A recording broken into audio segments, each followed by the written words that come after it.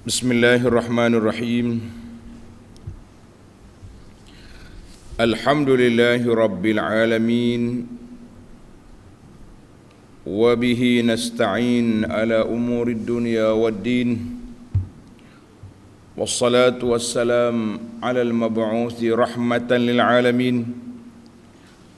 Nabiyyina wa habibina wa qudwatina Muhammad ibn Abdullah wa ala alihi wa sahbihi wa man wala, amma ba'du.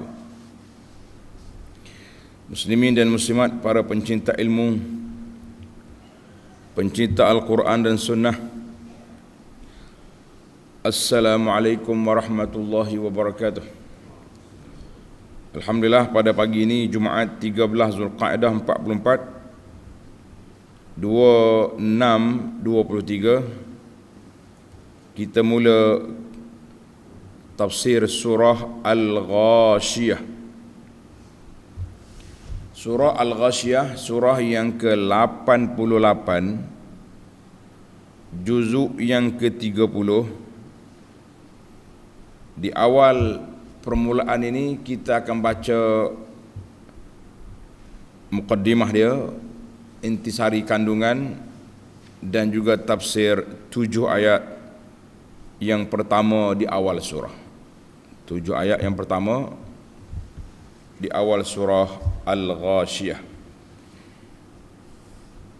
Mari kita mula dengan bacaan ayat. A'udzu billahi as-sami'il 'alim minasy syaithanir rajim. Bismillahirrahmanirrahim. Hal ataka hadithul ghashiyah. Wujuhun yawma idzin khashi'ah, 'amilatun nasibah, tasla naran hamiyah, تسقى من عين آنية ليس لهم طعام إلا من ضريع لا يسمن ولا يغني من جوع. Wujuhun, usah lagi itu tunggu esok, tunggu Siri akan datang, sebab dia tajuk lain dah. Kita balik semula kepada muqaddimah surah. Muqaddimah surah. Surah Al-Ghashiyah, surah yang ke-88. Surah ini diturunkan di Makkah. Dipanggil surah Makkiyatun, naqala al-ijma' ala zalika ghairu wahidin minal mufassirin. Mana ulama tafsir sudah ijma' mengatakan surah ini Makkiyah. Apa nama Makkiyah? Diturunkan di Mekah sewaktu Nabi kita sebelum berhijrah. Itu mana Makkiyah. Kemudian dinamakan surah Al-Ghashiyah. Apa makna Al-Ghashiyah? Maknanya hari kiamat yang meliputi huru-haranya semua benda huru-hara berlaku hari itu, kecuali orang-orang yang dipelihara oleh Allah Azza wa Jalla. Tuhan tak bagi dia takut, iaitu orang mukmin, orang yang muttaqin, as-sabiqun. Maka orang ni duduk dalam keadaan aman dan tenang. Kenapa nama surah Al-Ghashiyah itu? Sebab kerana pada awal surah ini dan ayat-ayat yang berikutnya Allah Ta'ala menerangkan peristiwa yang akan berlaku pada hari kiamat. Itulah dia nama dia Al-Ghashiyah, mana huru-hara pada hari kiamat. Huru-hara pada hari kiamat. Nama yang kedua yang masyhur juga dinamakan dengan Hal ataka hadithul ghashiyah, iaitu ayat yang pertama dalam surah ini. Diambil nama surah daripada ayat yang pertama. Dalil dia banyak kali dah kita sebut. Sama dengan dalil surah Sabbihisma rabbikal a'la. Dari Samurah bin Jundub radhiyallahu anhu, anna Rasulullah sallallahu alaihi wasallam, Nabi kita sallallahu alaihi wasallam,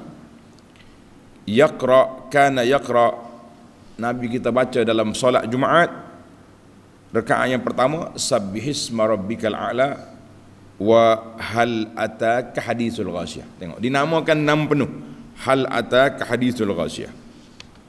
Hadis ini akhrajahu Abu Daud wal lafzu lahu wan Nasa'i wa Ahmad. Hadis ini sahih. Dan daripada Samurah lagi, Nabi SAW juga baca surah ini dan kembar dia pada dua solat air raya, Sabbihisma rabbikal a'la dan hal ataka hadithul ghasyiyah. Maknanya disebut nama tu dengan awal surah yang terdapat dalam surah ini.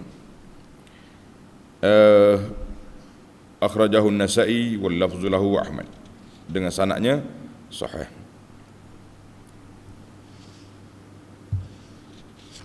Intisari kandungannya, sebelum intisari kita pergi pada fadail. Kelebihan surah ni apa dia? Kelebihan surah ni sama juga dengan Al-Ghasyiyah, dengan Al-A'la, iaitulah berdasarkan hadis An-Nu'man bin Bashir radhiyallahu anhuma, kana Rasulullah sallallahu alaihi wasallam yaqra fi al-'aidaini wa fil jumu'ati bi sabbihisma rabbikal a'la dan hal ataka hadithul ghasyiyah. Bahkan sekiranya hari raya jatuh pada hari Jumaat, maka Nabi baca dua kali. Raya pagi tak dibaca, Jumaat baca pula. Tapi dia gila-gila lah dengan surah Al-Jumu'ah dan Munafiqun. Ia ini menunjukkan bahawa surah ini mendapat kedudukan. Kenapa? Sebab Nabi selalu ulang dia, ada hikmat dia lah. Jadi alhamdulillah, itu di antara kelebihan surah. Hadis tadi hadis Nu'man akhrajahu Muslim, dan kita juga telah bincang dalam surah Al-A'la hikmat kenapa dua surah ini diulang. Sebab dia menceritakan tentang hari kiamat, supaya setiap minggu telinga kita ni dengar nasihat dan peringatan bahawa kiamat pasti datang. Kiamat pasti datang. Tengok dalam pimpinan balik, intisari kandungannya, menerangkan dengan panjang lebar kejadian-kejadian yang akan dialami oleh orang-orang yang kufur ingkar dan orang-orang yang beriman. Muka orang-orang kafir pada hari itu menunduk kerana merasa hina, mereka tetap menderita azab sengsara. Sebaliknya, muka orang-orang yang beriman pada hari itu berseri-seri. Mereka berpuas hati dengan amal usahanya yang baik yang telah dikerjakan di dunia. Mereka tinggal menetap dalam syurga yang tinggi tempat kedudukannya dan darjatnya. Setelah itu lalu dikemukakan dalil-dalil yang jelas nyata yang membuktikan kekuasaan Allah Azza wa Jalla boleh melakukan apa yang dikehendakinya. Dalam ayat ini akan sebut nantilah. Kemudian surah ini diakhiri dengan memerintahkan Nabi sallallahu alaihi wasallam memberikan peringatan kepada umat manusia, dan janganlah baginda berduka cita kiranya ada yang menolaknya, kerana sesungguhnya baginda hanyalah seorang rasul, pemberi amaran, bukan seorang yang berkuasa memaksa mereka menerima ajaran Islam yang disampaikan. Akan tetapi sesiapa yang berpaling dari kebenaran serta ia kufur ingkar, maka Allah Ta'ala akan menyaksanya dengan azab seksa yang sebenar-benarnya. Sesungguhnya kepada Allah jualah kembalinya mereka, selain itu kepada Allah jualah terserah soal menghisapkan amal mereka. Tadi kita skip hadis. di atas tu. Setelah dikemukakan dalilnya jelas, membuktikan kekuasaan Allah, melakukan apa yang dikehendakinya dan dengan ayat. Dia tak terjemahan ayat tu. Mengapa mereka yang kafir masih mengingkari hari akhirat? Tidakkah mereka memerhatikan keadaan unta bagaimana ia diciptakan, dan keadaan langit bagaimana ia ditinggikan binaannya, dan keadaan gunung ganang bagaimana ia ditegakkannya, dan keadaan bumi bagaimana ia diratakannya. Baik para jemaah sekalian, itu muqaddimah pimpinan. Kita berpindah kepada Al-Muharrar, iaitulah maqasidus surah, objektif surah ini. Apa objektif dia? Bayanu ahwalil kafirin wal mu'minin yaumal qiyamah. Allah nak nyatakan kedudukan orang kafir dan juga keadaan orang mukmin pada hari kiamat. Sangat jauh, sangat berbeza, sejauh timur dan barat. Yang ni azab bagi kafir, nikmat bagi orang mukmin. Adapun isu besar yang dibincang dalam surah ini ada 4 perkara. Yang pertama, zikru jazail kafirin wal mu'minin yaumal qiyamah. Allah Ta'ala nak sebut balasan kepada 2 golongan, kafir dan orang yang mukmin. Yang kedua, zikru mazahiri qudratillahi fi khalqihi. Allah Ta'ala menyebut tentang tanda-tanda yang nyata menunjukkan kekuasaan Allah Azza wa Jalla dalam mencipta makhluk ini. Thalithan, amrun Nabi sallallahu alaihi wasallam bitazkir. Allah Ta'ala perintahkan Nabi sallallahu alaihi wasallam supaya memberi peringatan dan memberi amaran kepada kuat kafir yang lari dari menerima ingatan. Yang keempat, taqriru wuqu'il ba'thi wal hisab. Nak menetapkan bahawa kiamat dan hitung semula itu pasti akan berlaku. Kita berpindah kepada munasabah. Munasabah susunan ayat, susunan surah. Al-A'la dengan Al-Ghashiyah. Apa munasabah 2 surah ini? Tanda ni pelajar. Kata di para ulama, dia kata hadhihi as-surah. Surah kita ni Al-Ghashiyah ini memperincikan sikit lagi apa yang Allah Ta'ala sebut dalam surah Al-A'la tentang sifat orang mukmin dan orang kafir, tentang syurga dan neraka secara ijmal lebih terperinci. Tidaklah perinci sangat, tapi mana lebih detail daripada surah Al-A'la.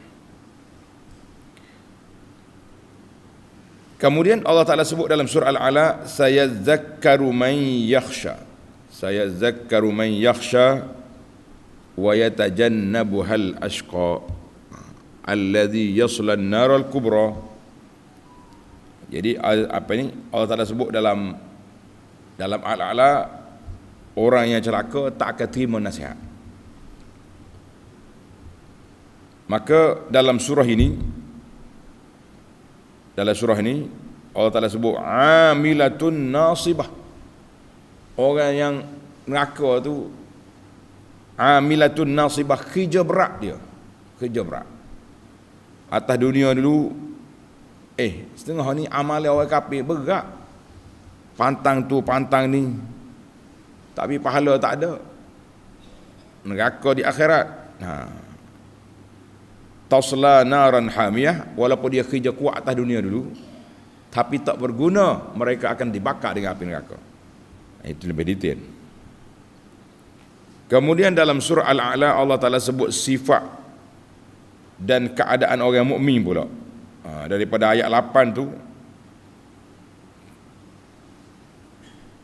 Allah Ta'ala sebut pula wal akhiratu khairun wa abqa. Allah Ta'ala sebut dalam surah Al-A'la akhirat itu lebih kekal, lebih baik, lebih kekal. Maka Allah Ta'ala nyatakan sifat syurga dalam ayat-ayat ini lebih daripada sifat neraka, supaya nak nyatakan khairun duduk di mana. Khairun duduk di mana, Sebab itu dalam ayat kita ni kita mula dengan apa? Wujuhun yauma idzin khashi'ah. Kemudian datang ayat wujuhun yauma idzin na'imatun. Lebih detail, lebih terperinci insya-Allah. Itu dia panggil munasabah secara ringkas. Kita pun tak nak panjang sebab surah ni pendek. Baik para pelajar sekalian, mari kita kembali ke tafsir ayat. Balik pada tafsir ayat. Surah Al-Ghashiyah, surah yang ke-88, diturunkan di Makkah, mengandungi 26 ayat. Berapa ayat dia? 26 ayat. Bismillahirrahmanirrahim. Itu tak masuk dalam bilangan ayat tu. Dia letak tabarruk, dia panggil letak tu nak ambil berkat. Bilangan ayat dia tak ada. Bismillah. Hal ataka hadisul ghashiyah. Sudahkah sampai kepadamu wahai Muhammad sallallahu alaihi wasallam perihal hari kiamat yang huru-haranya meliputi. Siapa ada kamu? Ai balagaka ya Muhammadu sallallahu alaihi wasallam khabarul qiyamah. Sudah sampai padamu cerita hari kiamat yang huru-haranya besar, semua orang dalam ketakutan kecuali orang yang dilindungi oleh Allah Azza wa Jalla. Maka di sini kata ulama tafsir, ayat ini ditujukan kepada Nabi sallallahu alaihi wasallam dan juga kepada umatnya. Ayat ni dia bukan ayat khususiyah, maka dia pergi kepada Nabi sallallahu dan umat dia. Satu. Kemudian ayat yang kedua, wujuhun yawma idzin khashi'ah. Muka orang-orang kafir pada hari itu tunduk kerana merasa hina. Tengok munasabah ayat. Lamma hawwal amraha, Allah Ta'ala nampak besarkan, gerunkan orang yang mendengar tentang hari kiamat ini. Allah Ta'ala sebut lagi kehuru-haraannya secara terperinci, sebab manusia ini akan terbagi kepada dua. Satu, manusia yang celaka. Sebab apa dimulakan dengan manusia celaka dalam surah ini? Li'annal maqam li'inzar. Kerana ayat ini nak memberi amaran kepada golongan yang terpedaya dengan dunia, sebagaimana dalam ayat yang lepas, bal tu'sirul hayatad dunya. Puak-puak gila dunia, kumpulan-kumpulan yang duduk mengejar dunia. Ingat molek, dunia ni bukan segala-galanya. Dunia hanya tempat mencari bekalan, bukan tempat kita kekal di sini. Maka Allah bagi tahu ada muka-muka di akhirat esok yang hina. Siapa? Kalaulah mereka tidak ikut arahan Allah Azza wa Jalla. Jadi panggil munasabah. Munasabahnya ayat ini, sebab tu dia kata al-a'la dengan ghasyah dibaca sekali, supaya dengar telinga kita ni, rakaat yang pertama kita dengar, rakaat yang kedua dihuraikan. Muni kalau terpengaruh dengan dunia, terperangkap dengan mainan dunia, ingat wujuh yauma idzin khashi'ah, muka pada hari itu sangat dalam ketakutan huru-hara. Ai takunu wujuhun yaumal qiyamati zalilah. Kita bimbang nanti muka pada hari kiamat hina.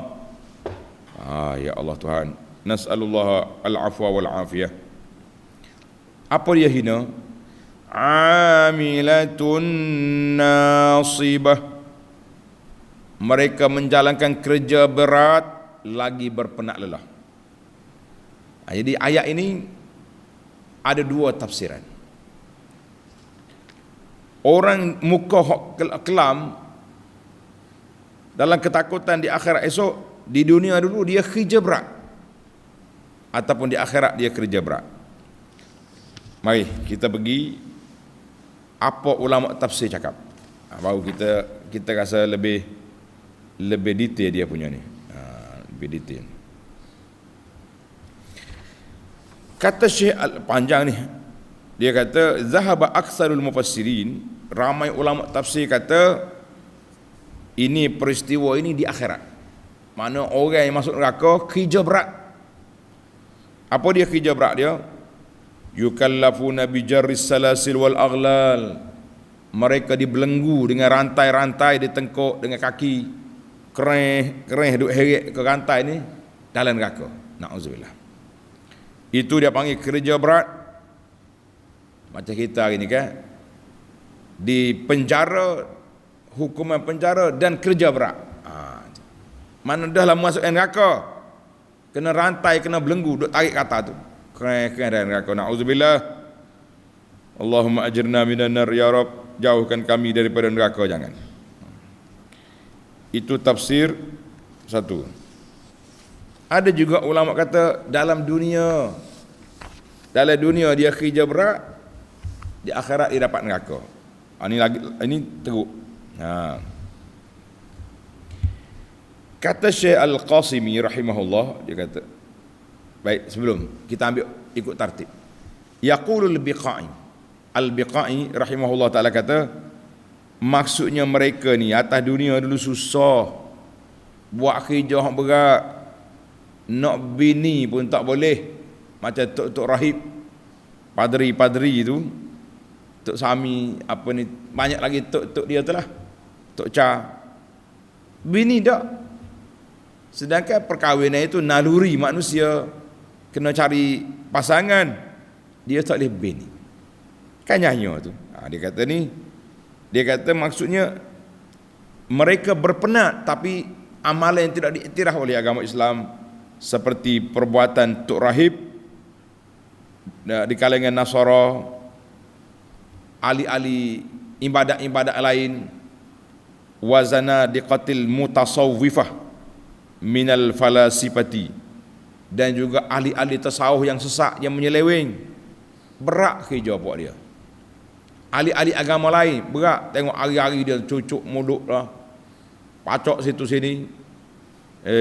Puak-puak Syiah yang karut tu duduk tu pukul tubuh berbau dengan pisau.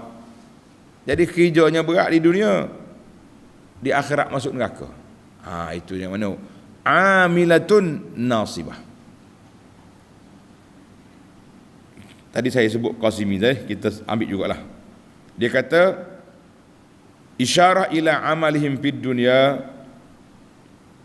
Ayat ini juga isyarat kepada perbuatan dia di dunia ini berat, penat, tapi tidak bernilai untuk diambil kira, diletak di atas timbangan kebaikan di akhirat esok. Tak ada.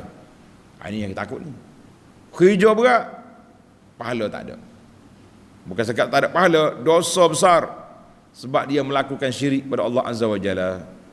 Amilatun nasibah. Diceritakan seorang ulama salaf ni, dia tengok orang tua, pakcik tua atas dunia, orang bukan Islam, dia pun menangis. Dia kata, kenapa Syekh menangis tengok pakcik ni? Dia kata, amilatun nasibah tasla naran hamiyah. Kesian kau dia ni, miskin papa kedana atas dunia, nak cari makan apa payah, tapi di akhirat masuk neraka. Orang beriman lain, mungkin mereka susah di dunia, nak ambil projek ni haram, nak ambil begitu tak boleh, tapi di akhirat esok mereka akan senang. Dalam hadis Nabi kata, orang yang susah, paling susah atas dunia ni, bila sampai di akhirat esok, kaki dia pijak dalam syurga, lupa dah susah di dunia dulu. Jadi kita kata biar susah di awal, senang kemudian. Siapa dia takut di dunia, aman di akhirat. Itu kaedah dia. Mana orang takut Allah Ta'ala di dunia, di akhirat dia aman, tak takut lagi lah. Siapa dia berani atas dunia ni lawan Tuhan, di akhirat esok mereka akan dibangkit dalam ketakutan. Jelaslah kepada kita, amilatun nasibah, kerja berat, sama ada di akhirat, dalam neraka, ataupun dalam dunia lagi, mereka kerja berat, tapi tidak bernilai di sisi Allah Azza wa Jalla, dia akan dihumban ke dalam neraka wal iyaz billah. Tasla naran hamiyah, mereka tetap menderita bakaran neraka yang sangat-sangat panas. Allahu akbar. Mereka menderita bakaran neraka yang sangat-sangat panas. Ai ba'da an wasafahum ta'ala bihadhihi sifatis salasah, Allah Ta'ala dah sebut sifat dia yang ketiga, yang tiga perkara ini. Tiga apa dia kata? Hadis wujuhun yawmaidin khasyi'ah amilatun nasibah. Jadi pada hari huru hara, mukanya pada hari itu dalam ketakutan, takut, kerjanya berat, perbuatannya berat. Maka Allah Ta'ala nyatakan selepas daripada itu, dinyatakan pula tentang makan dan minum orang-orang ahli neraka wal iyaz billah. Dia kata naran tasla naran hamiyah, mereka akan masuk dalam neraka yang apinya sangat panas. Tapi pelik, duduk dalam neraka, apa minuman dia? Minuman air. Orang kata ini di antara benda ajaib. Dalam api mana ada air? Dalam api mana ada air? Kita kata tak usah duk kira kepala otak kita ni dengan hak dunia. Kalau masuk air dalam api, padamlah api. Ini di akhirat. Awak jangan duk kira atas dunia. Duk kira dengan otak kita, tak sampai ke mana kita ni. Otak kita lemah. Tusqa min ainin aniyah, mereka diberi minum dari mata air yang cukup masak panasnya. Ya Allah Tuhan. Lamma bayyana ta'ala makanahum wa dzakara syarabahum, Allah Ta'ala sebut di sini mereka yusqauna min syarabi ainin fi ghayatil hararah, mereka diberi minum mata air dalam neraka yang cukup panas. Jadi ada air, ada mata air dalam neraka tu. Jangan duk pandai pelik. Ada air dalam api. Allahu akbar. Itu kita kata di akhirat, awak jangan fikir dunia seperti apa yang kita tengok dalam dunia. Tengok lagi. Laisa lahum ta'amun illa min dhari'. Laisa lahum ta'amun illa min dhari'. Tidak ada makanan bagi mereka di situ selain dari pokok-pokok yang berduri. Allahu akbar. Minumnya air panas, makannya dia pula dhari'. Apa dia dhari'? Pokok yang berduri. Takut ke tidak kita? Berasa gerung ke tak? Kalau takut, ada iman dalam hati yang perlu digelak sentiasa supaya ketakutan itu bertambah. Setiap kali kita nak terjebak dengan mungkar, dengan maksiat, kita kata la, aku tidak mau derhaka kepada Allah Azza wa Jalla, sebab azab Allah Ta'ala sangat dahsyat. Ni kalau tanya, takut tu takut. Maya malah ni cerita. Ni panggil orang tak betul jalan lagu tu. Takut lagu tu. Allahu akbar. Dia kata illa laisa lahum ta'amun illa syajarun yabisun zu syaukin. Pokok yang kering duri, tu makannya dia. Lepas tu bila makan kenyang ke? Tengok ayat 6, ayat 7. La yusminu wa la yughni min ju'. Yang tidak menggemukkan. Cakap nak gemuk makan pun putus, orang panggil usus, main dengan pokok berduri ni. Dan tidak pula dapat menghilangkan sedikit kelaparan pun. Allah nasallallahu. Lamma hasara aklahum fi hadza, Allah Ta'ala sebut tentang makanan dan minuman ahli neraka. Maka di sinilah biasanya bila sebut makan minum, kita mikir gemuk ke kurus. Cukup makan, body comel.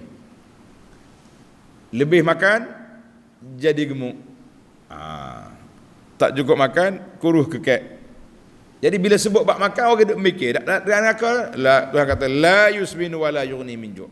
Tidak menggemukkan, tidak menghilangkan lapar dan dahaga. Tak ada apa-apa. Makan itu semata-mata azab. Nas'alullah al-afwa wal afiyah wa na'udzubillahi minan nar. Kita minta Allah Taala lindungi kita daripada api neraka. Ai la ya'udu hadha ad-dari ala akilihi. Makanan dan neraka itu bukanlah mengenyangkan dan tidaklah menaikkan tubuh, tak ada. Menghilangkan lapar, tidak. Menghilangkan dahaga, tidak.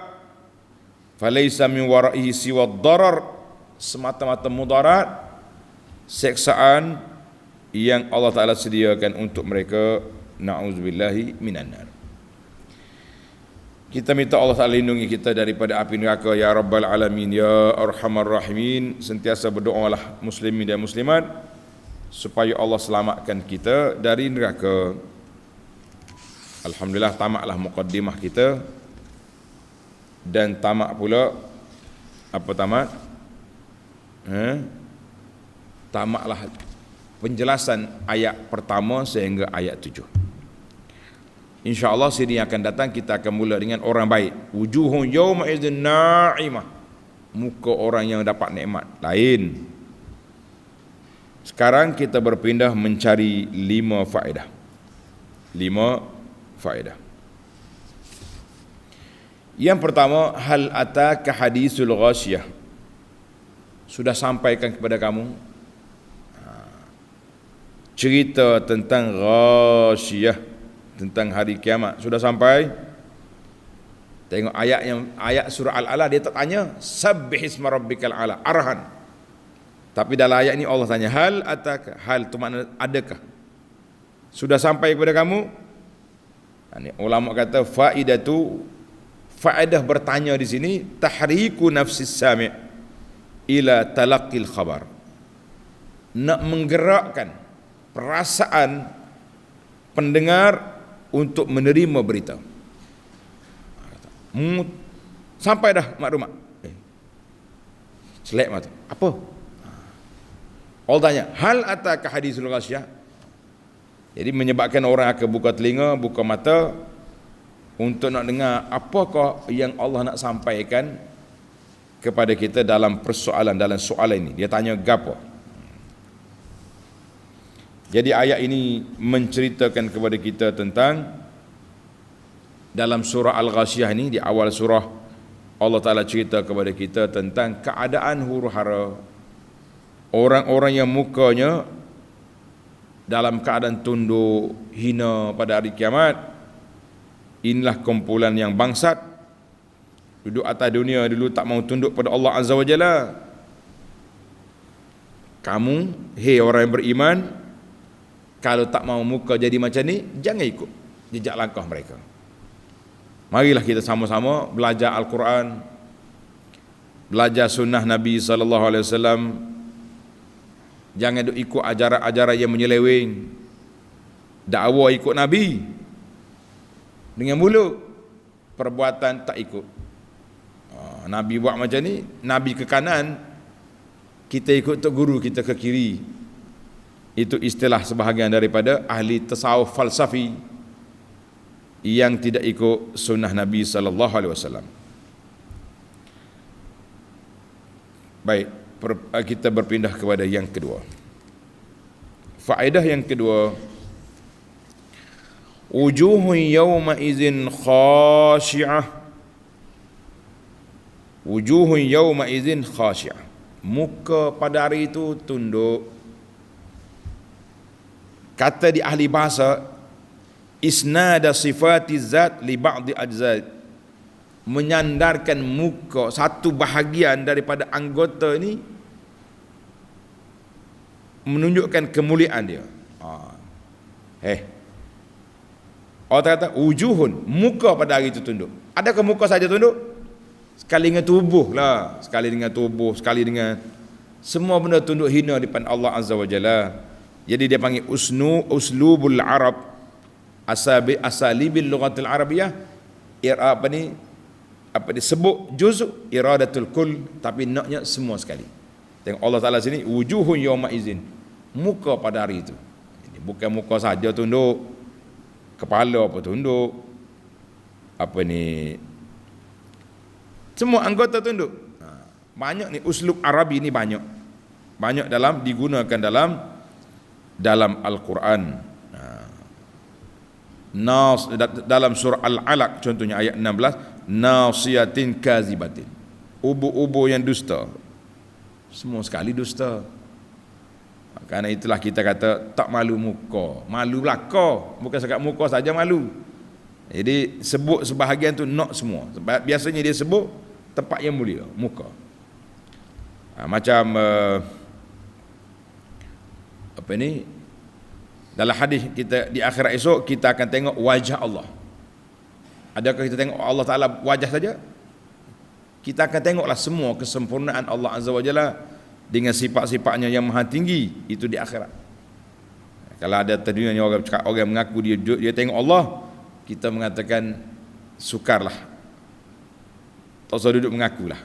Nabi SAW pun tidak tengok Allah Ta'ala di dunia ini. Kita akan tengok di akhirat.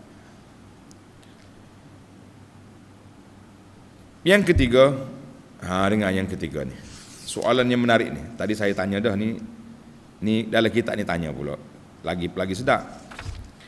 Soalannya, tusqa min ainin aniyah, diberi minum dari mata air yang cukup masak panasnya. Diberi minum dari mata air yang cukup masak panasnya. Timbul soalan, bagaimana ada mata air dalam api? Biasa je air akan memadamkan api. Ini ada air dalam neraka, air duduk mengalir panas. Lagu mana? Jawab, dengar ni jawapan mantap ni. Anna umural akhirah la tuqasu bi umurid dunia. Benda akhirat jangan duk kiyah dalam dunia. Dengan dunia ni tak boleh nak kiyah benda akhirat. Lau annaha qisat bi umur dunia, kalau kita nak kiyah dengan dunia ni tak nampak kita. Tak nak mikir, kata dia. Di luar kotak kemampuan pemikiran kita. Tuhan kata apa? Pada hari akhirat esok matahari hampir dengan kepala kita. Ada kata 1 mil, 1 batu, 1 kilometer lebih, apa ni 1 kilo apa ni lebih, ataupun mil dengan mana ni, sejengkal atas kepala. Jadi kalau kita kata sejengkal, 1 kilo lah kita kata, dengan matahari yang begini dahsyat, hangus terbakarlah kita.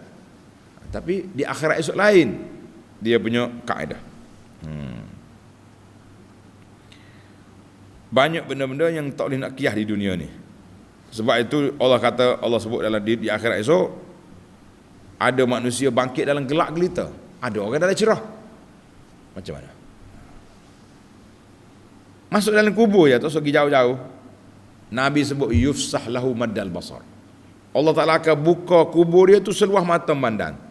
Tak nak buka guana, tepi dia ada kubur orang lain. Betul tak? Tepi kubur ni ada kubur pula, macam nak buka. Lain kalau tanah sorang dia di tanah apa ni, di padang pasir.